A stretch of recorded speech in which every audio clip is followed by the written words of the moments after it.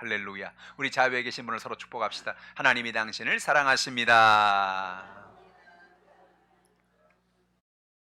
오늘 하나님이 저 여러분을 사랑하시고 오늘도 예수님 안에서 좋은 일이 있습니다. 전 여러분과 함께 마가복음 16장 14절로 20절의 말씀에 근거해서 믿는 자들에게 주시는 기적, 이런 제목으로 은혜의 말씀을 나누겠습니다. 부활하신 예수님은 막달라 마리아에게 나타나셨습니다. 마리아는 슬픔 가운데 있는 제자들에게 찾아가서 이 기쁘고 놀라운 소식을 그들에게 전했습니다. 예수님 부활하셨습니다. 제자들이 그 말을 믿지 않았습니다. 마가복음 16장 11절 보니까 그들은 예수께서 살아나셨다는 것과 마리아에게 보이셨다는 것을 듣고도 믿지 아니하더라 그랬습니다.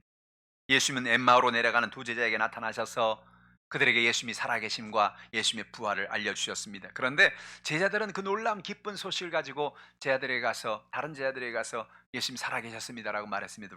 그 말을 믿지 않았습니다. 마가복음 16장 13절 말씀이죠. 두 사람이 가서 남은 제자들에게 알렸을 때 역시 믿지 아니하니라. 여러분, 무엇이 문제입니까? 예수님이 십자가에서 죽으시고 죽은 지 사흘 만에 부활하겠다고 말씀하지 않았습니까?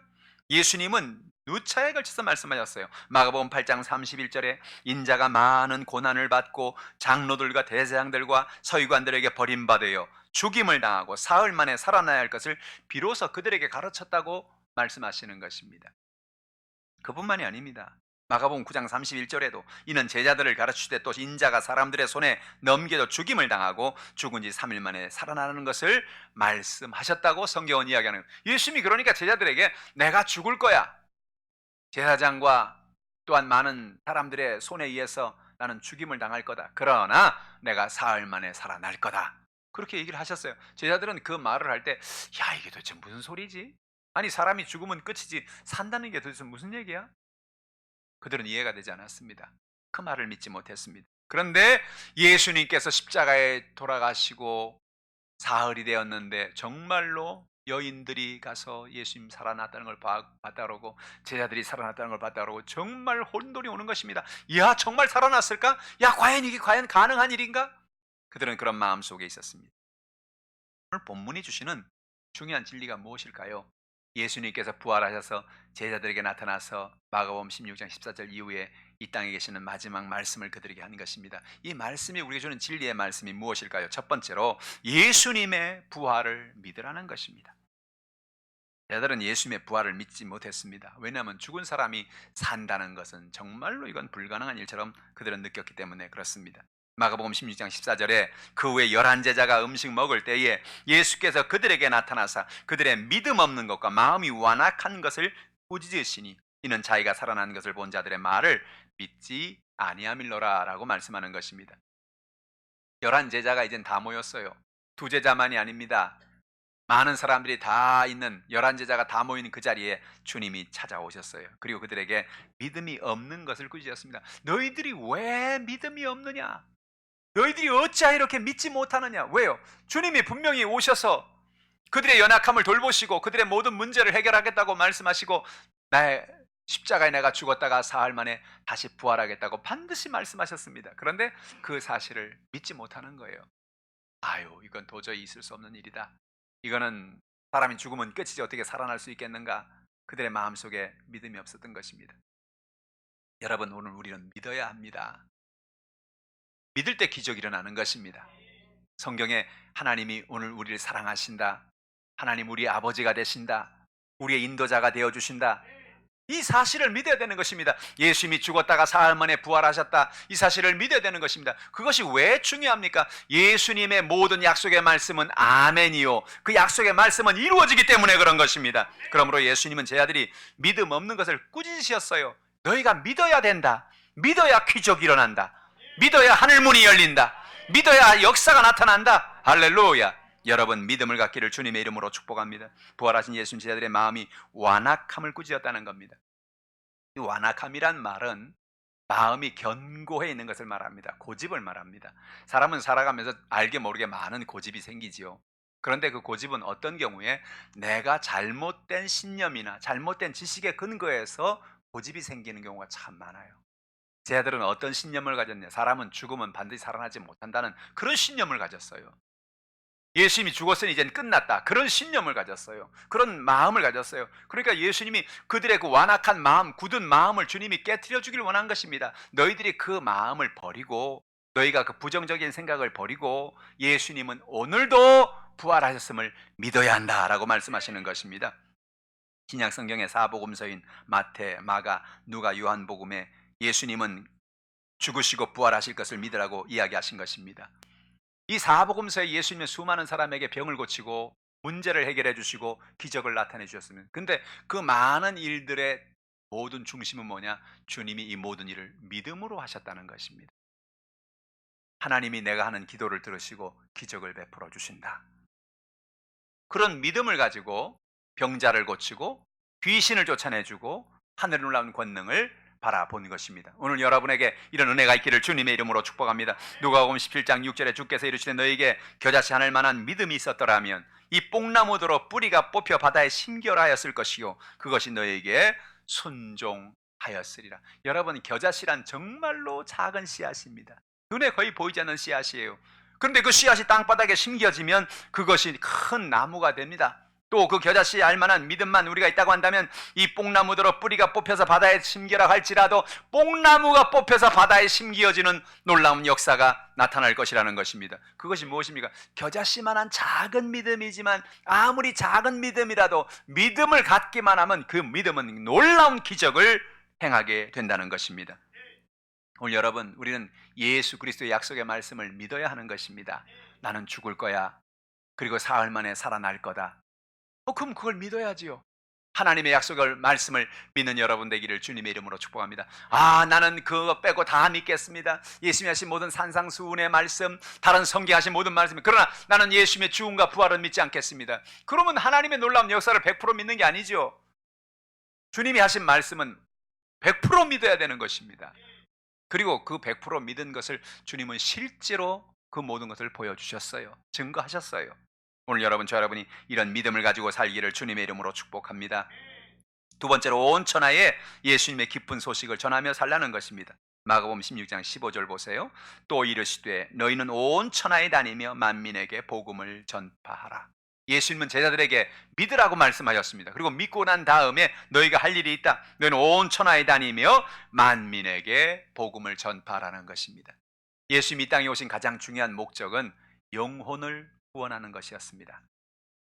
주님께서 마가복음에 내가 다른 마을로 가리니 거기서도 전도하리라. 내가 이를 위하여 왔다고 말씀한 것입니다.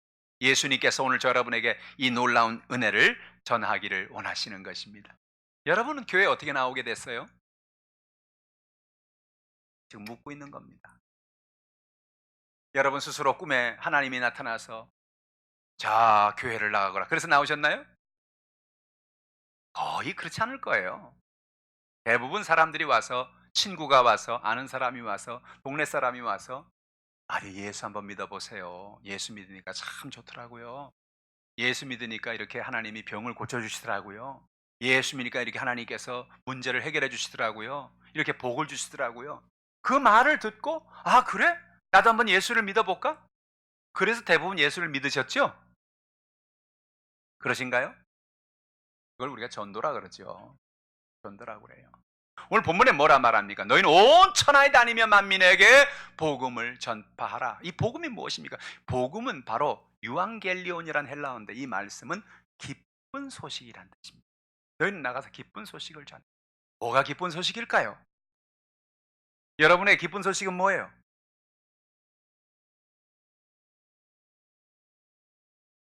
묻고 있는 겁니다. 여러분의 기쁜 소식은 뭐예요? 집이 한 채 생겼으면 좋겠네. 그런 분도 있을 거고, 아이들 문제가 해결됐으면 좋겠네. 그런 분도 있을 거고, 내가 아픈 병이 나았으면 좋겠다. 그런 분도 있을 거고.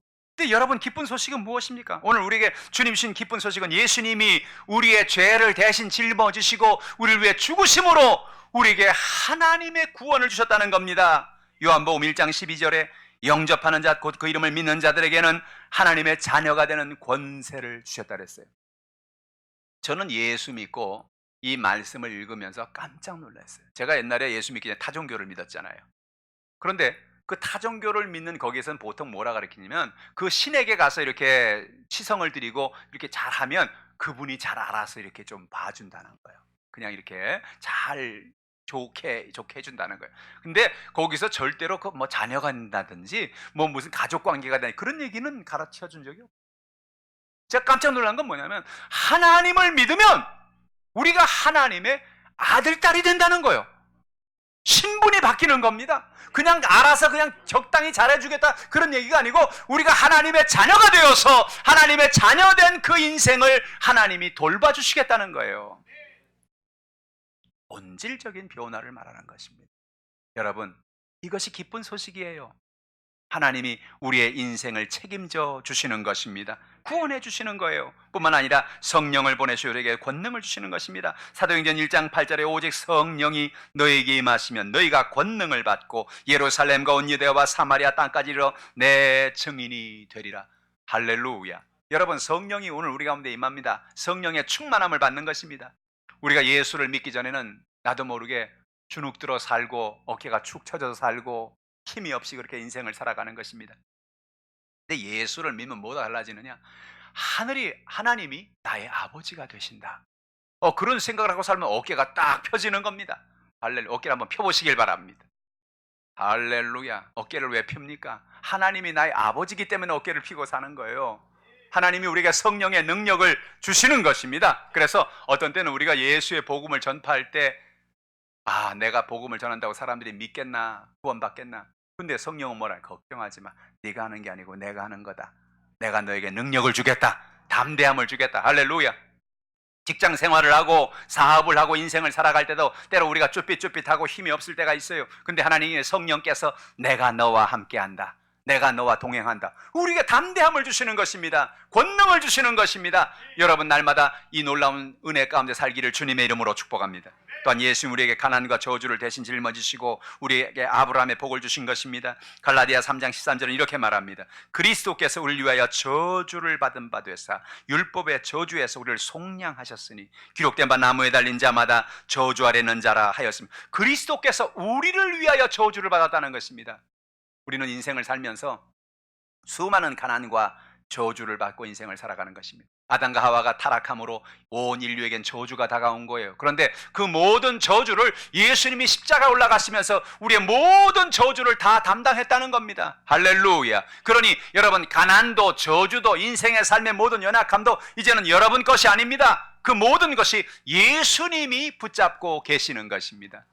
수고하고 무거운 짐진 자들아 내게 오라. 내가 너희를 쉬게 하리라. 그렇게 말씀하셨어요. 여러분 마음에 어떤 무거운 짐, 어떤 저주, 어떤 연약함이 있습니까? 다 맡기시기를 주님의 이름으로 축복합니다. 그것이 기쁜 소식입니다. 예수님 우리의 병을 짊어지시고 우리에게 병고침을 주셨습니다. 베드로전서 2장 24절에 친히 나무에 달려 그 몸으로 우리 죄를 담당하셨다. 나무에 달렸다는 건 예수 십자가에 달리신 걸 말하지요.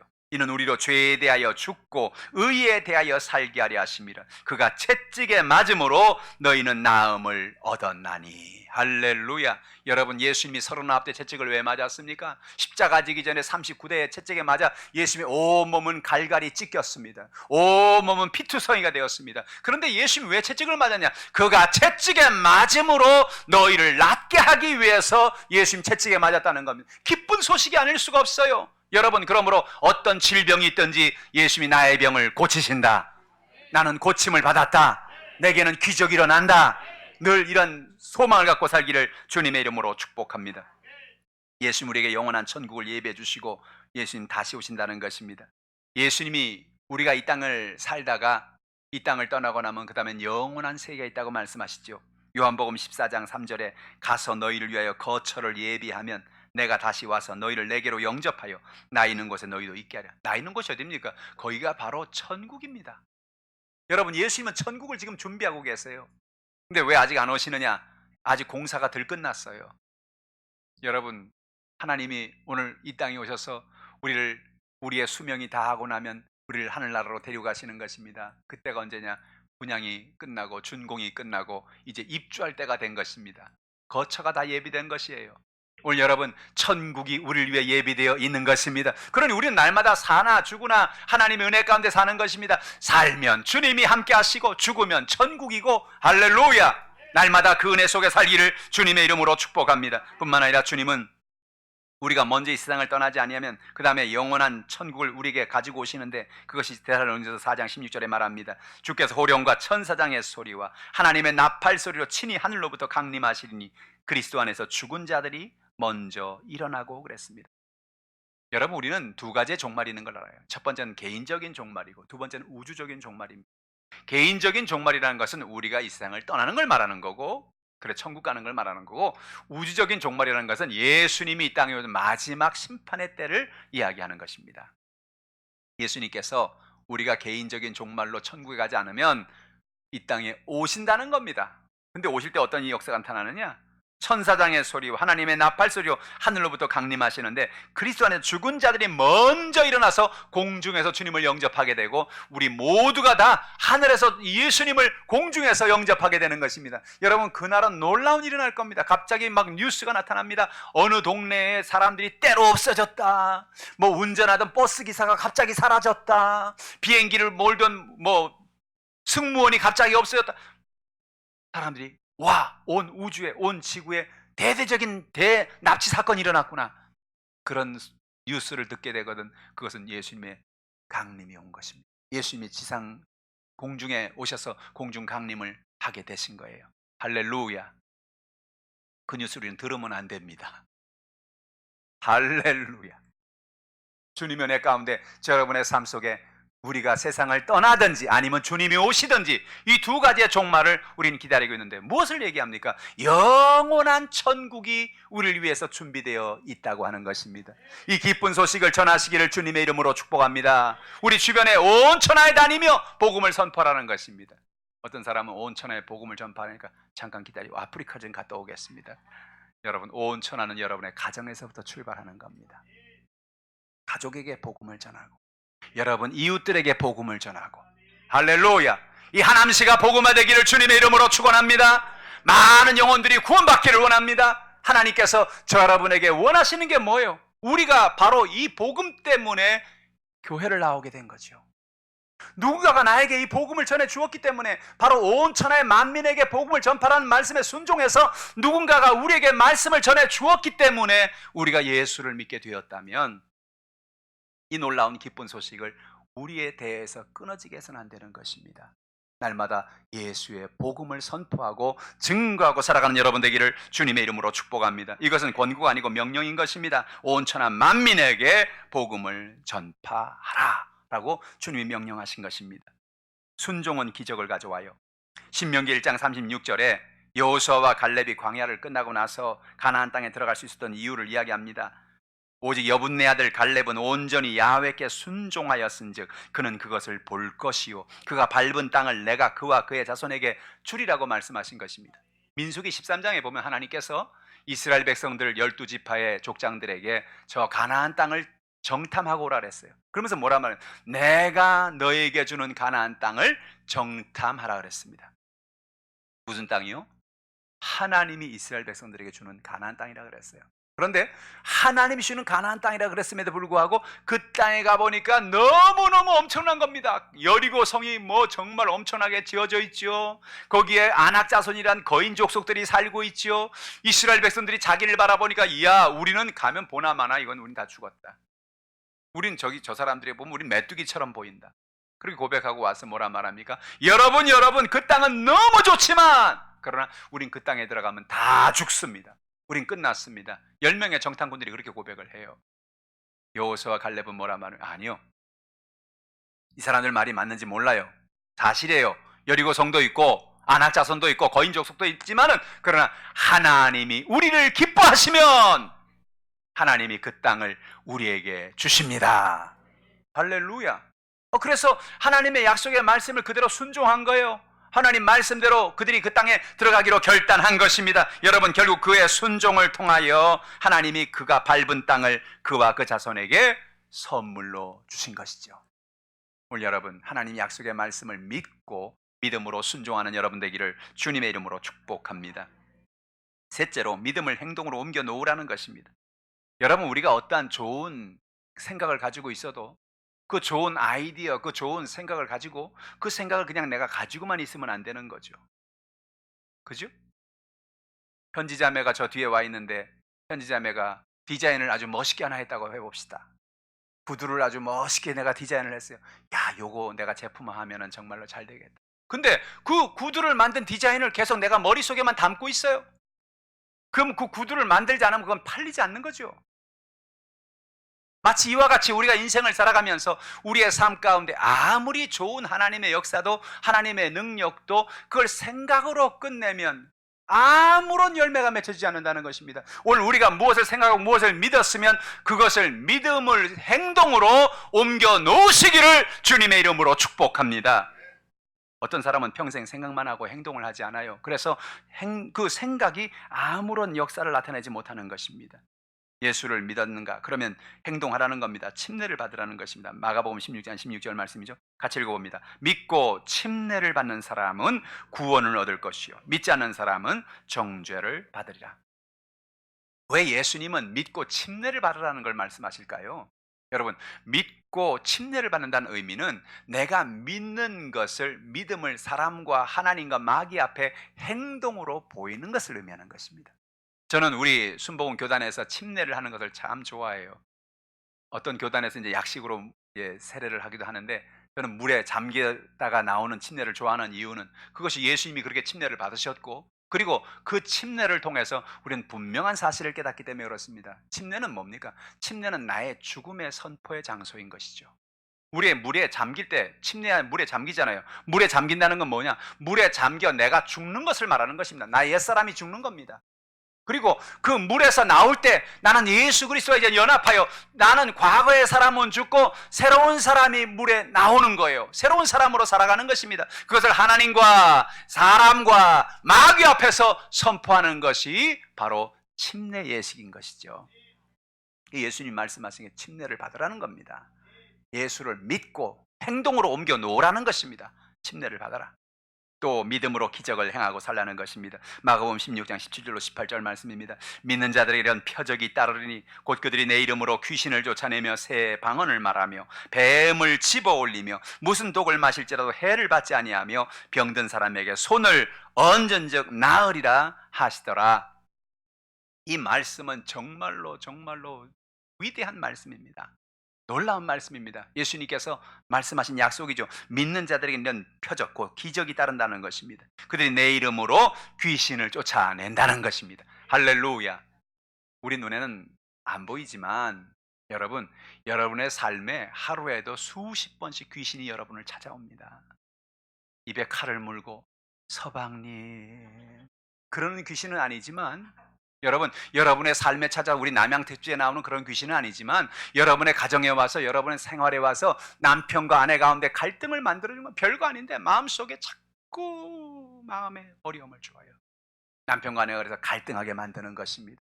부모와 자녀 가운데 마음에 아픔을 줍니다. 고통을 줍니다. 오해하게 만듭니다. 인생을 살아가면서 직장 생활을 하면서 사업을 하면서 삶에 만나는 사람들 통해서 어려움과 연약함을 주는 것입니다. 성경 그래서 뭐라 말합니까? 귀신을 쫓아내라는 것입니다. 예수 이름으로 귀신이 떠나갈지어다. 내 이름으로 귀신을 멸하라는 것입니다. 쫓아내라는 것입니다. 예수님을 가시는 곳마다 수많은 병을 고치고 수많은 귀신을 쫓아내 주신 것입니다. 그건 왜 그렇습니까? 귀신이 존재하기 때문에 그렇죠. 귀신의 존재는 무엇입니까? 귀신이 오는 것은, 마귀가 오는 것은 도적질하고 죽이고 멸망시키기 위해서 오는 거예요. 여러분 가정에, 여러분의 생활에 여러분 귀신을 날마다 쫓아내기를 주님의 이름으로 축복합니다. 우리 눈에 안 보이죠. 그러나 예수 이름으로 귀신은 떠나갈지어다. 귀신은 떠나갈지어다. 귀신은 떠나갈지어다. 여러분 예수 이름으로 귀신을 쫓아내기를 주님의 이름으로 축복합니다. 어떤 사람이 주신 축복입니까? 믿는 자들에게 주시는 역사입니다. 뭘 믿습니까? 예수님을 믿는 것입니다. 예수님 나를 위해 죽으시고 나를 위해 사흘 만에 부활하신 것을 믿는 것입니다. 그 예수를 믿으면 오늘도 기적이 일어나게 되는 것입니다. 뿐만 아니라 새 방언을 말합니다. 새 방언은 하나님 주시는 기도의 언어지요. 하나님 은혜 가운데 우리가 방언으로 기도한다는 거 얼마나 놀라운 축복인지 몰라요. 어떤 때는 우리가 아는 말로 기도하죠. 가정의 문제를 놓고 기도하고 교회를 위해 기도하고 성도를 위해 기도하고 우리가 아는 말로 기도합니다. 근데 어떤 때는 내가 모르는 많은 일들이 이루어지고 있어요. 지금도 일어나고 있어요. 우린 모르죠. 그걸 기도할지 모르죠. 그런데 여러분, 방언 기도의 효과가 뭔지 아십니까? 방언 기도는 내가 알지 못하는 무의식 속에 있는 모든 것과 모든 것을 하나님의 영, 성령과 교통하는 기도가 방언 기도인 것입니다. 그 방언 기도하면 얼마나 놀라운 은혜가 있는지 몰라요. 우리가 아는 말로도 기도하고, 방언 기도라면 방언 기도를 통해 성령께서 우리 안에 들어오셔서 우리의 모든 안에 있는 내적인 것과 연약한 우리의 삶에 있는 모든 연약한 모든 문제들을 주님이 해결해 주시는 것입니다. 새 방언을 말하는 것이 놀라운 하나님의 역사인 것이 그 이유입니다. 뿐만 아니라 뱀을 집어 올리는 것입니다. 뱀을 집어 올린다는 건 사탄의 권세를 붙잡는 것을 말하는 것입니다. 마귀는 와서, 사탄은 와서 우리에게 연약함을 주어요. 그러나 그 모든 사탄의 권세를 우리가 잡고 이기는 승리의 역사가 나타나게 되는 것입니다. 무슨 독을 마실 때 해를 받지 않습니다. 믿는 자에게 주신 놀라운 축복이에요. 여러분, 우리는 요즘에 얼마나 많은 독을 먹고 마시고 삽니까? 뉴스를 보면요, 어떤 날은 뭘 믿어야 될지 몰라요. 어떤 날은 뉴스가 뭐가 나냐, 커피를 마시면 커피엔 발암물질이 있습니다. 커피를 먹으면 다 암 걸립니다. 아이고, 커피 마시면 안 되구나. 한 일주일 지나면 다시 뉴스가 나옵니다. 커피를 하루에 2잔 정도는 마셔야 됩니다. 그래야 건강에 도움이 됩니다. 뭘 믿으라는 겁니까? 뭘? 여러분, 모든 음식 속에는, 모든 우리가 마시는 물, 마시는 음식, 먹는 음식, 모든 것 속에 마시는 공기, 이 속에는 우리도 모르게 엄청나게 많은 균들이 있습니다. 우리가 어때요? 김치를 담궈 놓고, 아유, 김치 맛있겠네, 한번 먹어보자. 먹고 난 다음에 쪽쪽. 여러분 아십니까? 여러분 손에 얼마나 세균이 많은 줄 아세요? 그걸 모르고 쪽쪽 빨고 있는 거예요. 그래서 현미경으로 봤다가는 기절초풍할 겁니다. 우리 매일같이 세균을 먹고, 세균을 마시고, 공해를 먹고, 공해를 마시고, 수많은 독을 먹고 그렇게 인생을 살아가는 것입니다. 그런데 놀랍게도 예수의 이름으로 무슨 독을 마실 때로 해를 받지 않는다. 여러분, 놀라운 사실이 뭐냐면, 하나님이 여러분을 창조할 때 여러분에게 면역력이라는 축복을 주셨어요. 이게 하나님을 의지하고 믿음으로 나가는 사람에게 이 면역력이 더욱더 활성화되는 것입니다. 미국에서 많은 의학자들 가운데, 예수 믿는 의학자들이 연구를 했어요. 한 그룹의 사람들을 치료하면서 이 사람들은 기도하지 않았습니다. 그리고 한 그룹의 사람은 치료하면서 같이 기도해 주었어요. 하나님이 이 사람들을 고쳐 주옵소서. 그런데 두 사람 중에서 기도를 하지 않은 그룹보다 기도를 한 그룹은 훨씬 더 빨리 치료가 되고 더 효과가 좋더라는 것입니다. 야, 이게 도대체 뭐냐? 그게 뭡니까? 하나님이 주시는 하나님의 역사인 것이죠. 믿음으로 기도하면 기적이 일어나게 되는 것입니다. 무슨 독을 말자 해를 받지 않는 것입니다. 또한 병든 사람에게 손을 얹은 즉 낫게 되는 것입니다. 여러분, 예수님의 사역의 3분의 2가 가는 곳마다 귀신을 쫓아내고 병든 자를 고친 사건이었습니다. 왜 그랬습니까? 그만큼 병든 인생의 문제가 우리에게 큰 문제이기 때문에 그렇습니다. 여러분, 요즘에는 그래도 의료보험이 많이 보편화가 돼서 그나마 낫습니다만, 20년 전, 30년 전만 해도 정말 사람들이 돈이 없으면 죽는 겁니다. 돈이 없으면 죽는 겁니다. 돈이 없는데 어떻게 병원에 갑니까? 20년, 30년 전은 고사하고요. 그 이전의 사람들은 어땠습니까? 수많은 사람들이 병들어 죽어요. 그런데 놀랍게도 하나님께서 우리에게 주신 은혜가 무엇입니까? 어떤 질병이나 어떤 연약함이 있든지 주님이 그 병을 고쳐주시겠다는 것입니다. 병을 고치는 이유가 무엇입니까? 병을 고치는 하나님이 그곳에 같이 계신다는 것을 깨닫게 하는 것입니다. 우린 창세기 1장 1절의 말씀을 묵상할 때마다 마음에 큰 감동을 받습니다. 태초에 하나님이 천지를 창조하시니라. 그 많은 말씀 가운데 왜 성경이 제일 먼저 시작되는 가운데 이 말씀으로 시작하는 것일까요? 태초에 하나님이 천지를 창조하신, 그 창조의 하나님은 치료자가 되시는 것입니다. 세상이 어둠컴컴하고 모든 것이 혼돈 가운데 있는데 하나님은 빛이 있으라 치료를 시작하신 것입니다. 온 우주가 혼란합니다. 문제 가운데 있습니다. 하나님은 그 혼란의 세계를 치료하십니다. 여러분, 오늘 우리가 예수를 믿을 때 그 예수는 오늘도 여러분의 인생을 치유하는 것입니다. 여러분의 병을 고치고 여러분의 마음을 고치고 여러분의 인생의 문제를 해결해 주시는 것입니다. 할렐루야. 그래서 여러분, 믿는 자가 믿음으로 손을 얹고 기도할 때 기적이 일어나는 것입니다. 저는 그래서 병든 성도님들, 병들었다고 하는 사람이 있으면 늘 제가 손을 얹고 기도해 주는 이유가, 내가 손을 얹으면 내 손은 아무것도 아니죠. 그런데 그 손을 얹으면 주님이 역사하겠다 했으니까 그 믿음으로 손을 얹고 나면 기적이 일어나는 거예요. 병든 사람이 고침을 받는 거예요. 하늘 문이 열리는 것입니다. 할렐루야. 오늘 여러분에게 이런 놀라운 역사가 있기를 주님의 이름으로 축복합니다. 우리가 어떤 하나님의 은혜를 알았습니까? 아는 것으로 끝내지 말라는 것입니다. 하나님의 약속의 말씀을 믿었습니까? 믿는 것으로 끝내지 말라는 것입니다. 알고 믿는 것을 붙잡고 행동하라는 것입니다. 할렐루야. 오늘 여러분에게 이런 놀라운 기적이 일어나기를 주님의 이름으로 축복합니다. 오늘 예수님은 부활하셨어요. 예수님의 부활은 역사적인 사실인 것입니다. 예수님의 부활은 우리에게 뭘 의미합니까? 오늘 우리도 부활을 경험할 수 있다는 것을 얘기하는 것입니다. 예수의 부활이 없으면 우리의 부활도 없어요. 예수의 부활이 없으면 우리도 절망하고 좌절하고 암흑 속에서 죽어갈 수밖에 없는 것입니다. 그러나 예수님 우리의 모든 흑암의 문제를 빛으로 바꾸어 주시고 부활로 바꾸어 주신 것입니다. 여러분 인생에 어떤 문제가 있든지 예수님 앞에 모든 걸 다 맡기시기를 주님의 이름으로 축복합니다. 예수님께 나오면 예수님이 여러분의 인생을 부활로 바꾸어 주시는 것입니다. 흑암이 변하여 빛이 되는 것입니다. 문제가 변하여 응답이 되는 것입니다. 축복으로 바뀌어지는 것입니다. 그 은혜가 여러분에게 넘쳐나기를 주님의 이름으로 축복합니다. 기도하겠습니다. 하나님 아버지, 하나님의 은혜와 사랑을 고맙고 감사합니다. 우리가 예수 그리스도를 믿을 때에 예수의 죽음과 부활을 마음에 믿고 그 주님을 믿을 때에 주님 우리에게 기적을 선물로 주셨습니다. 너희가 내 이름으로 구할 때 내가 이 모든 일을 행하겠다고 말씀하셨습니다. 내 이름으로 구할 때 귀신을 쫓아내 주겠다고 말씀하셨습니다. 내 이름으로 구할 때 병을 낫게 하겠다고 말씀하셨습니다. 오늘 이 시간 어떤 답답하고 연약한 문제를 가지고 나왔든지 주여 우리의 모든 문제를 해결하여 주옵소서. 문제가 떠나게 하시고 저주가 도말되게 하시고 하늘의 문이 열려지게 도와주시고 주의 놀라운 권능이 임하게 하여 주옵소서. 나사렛 예수 이름으로 흑암의 원수 마귀는 떠나갈지어다. 문제는 떠나갈지어다. 도말될지어다. 모든 병은 고침을 받을지어다. 예수님의 이름으로 축복하고 기도하옵나이다. 말씀을 생각하시면서 통성으로 기도할 때 하나님 아버지 오늘 우리의 모든 연약함을 도와주옵소서. 가정의 문제를 가지고 나왔습니다. 자녀의 문제를 가지고 나왔습니다. 생활의 문제를 가지고 나왔고 물질의 문제를 가지고 나왔습니다.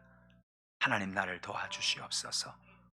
믿고 기도할 때 주님은 여러분의 기도를 응답하십니다. 여러분 육신이 병들었습니까? 하나님 말씀은 나는 너를 고치는 야훼라. 내게 구하라. 내가 너를 치료해 주겠다. 그렇게 주님 말씀하십니다. 가져난 모든 연약함 놓고 문제 놓고 주를 창하시고 통성으로 기도합니다. 주여 할렐루야.